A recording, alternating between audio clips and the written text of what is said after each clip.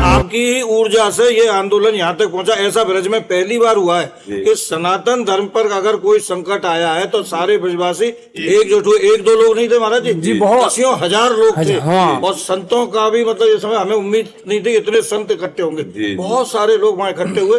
अब केवल आपसे हमारा एक निवेदन है कि आपके माध्यम से हम ये चाहते हैं, क्योंकि आपकी बात को सारी दुनिया सुनती है, हमारा संत समाज में, कि व्यास गद्दी पर बैठकर हम किसी व्यक्ति विशेष की भी बात नहीं कर रहे। ऐसा एक नहीं, अब अनेक मतलब उदाहरण आ रहे हैं सामने। हाँ महाराज जी, हमने उस दिन सत्संग में कहा था कि परम पूज्य वंदनीय कथावाचकों से जो भगवत चर्चा करते हैं, उनसे हमारी प्रार्थना है कि आप अपने गुरुजनों के चरणों में बैठ कर के पहले प्रसंग को जानिए, पहले कथा, भगवत कथा को। इसीलिए भगवत रसिक जी ने कहा है, प्रथम सुने भागवत भक्त मुख भगवत वाणी।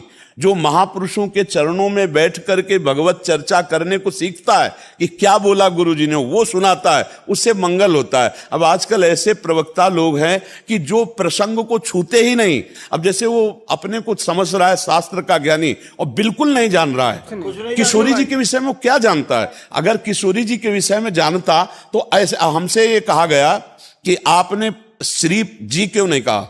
अच्छा, श्री और जी, हम कहो हमारी श्री जी के आगे तो श्री जी लगाया नहीं, उसने कहा राधा के पति। तो हम तो किशोरी जी के गुलाम हैं, वो हमारे मालिक के आगे श्री जी नहीं लगा, उसके आगे हम श्री जी लगाएंगे। और पहली बात है कि आप एक गृहस्थ कथावाचक हो और हम श्री जी पर लुटे हुए हैं।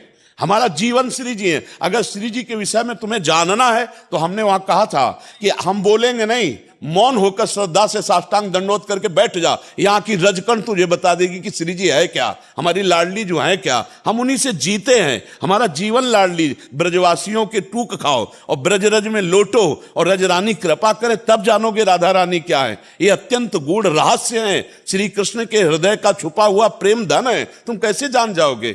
अब वो कहते श्री ऐसा ऐसा ऐसा। अरे पढ़, पहले शास्त्रों को पढ़,